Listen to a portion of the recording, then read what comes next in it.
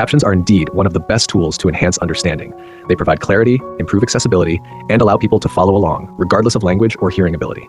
Join me as I try to paint a stunning snowy mountain lake landscape on a tiny piece of scrapwood in just 3 minutes.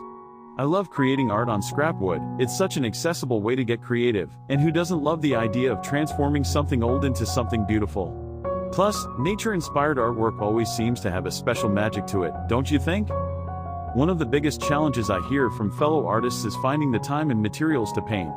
We're all busy, and let's be real, painting can be a messy and expensive hobby.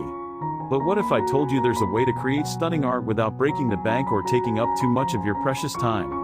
That's where scrapwood comes in. It's eco-friendly, easy to find, and the perfect size for a quick creative session.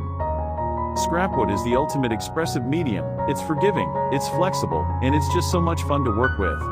And the best part, you can get started with minimal equipment and expertise. I mean, who hasn't got an old piece of wood lying around the house somewhere?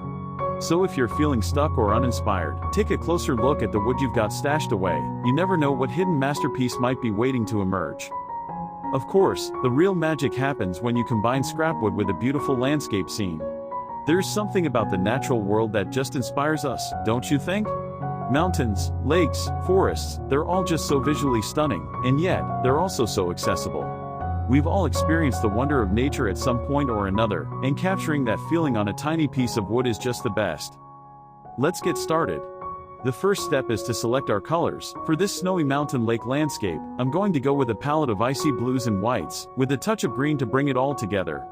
Then, it's time to block in our main elements, the mountains, the lake, and of course, the snow.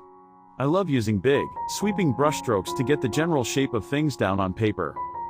Next, it's all about layering and building up depth. I like to start with the background, in this case, the mountains, and work my way forward, adding more and more detail as I go. This is where the magic happens, and you start to see your landscape come to life. Don't be afraid to experiment and try new things. That's half the fun of working with scrapwood. As we move into the final stages of our painting, things start to get really exciting. The snow on the mountains is starting to look like real snow, and the lake is shimmering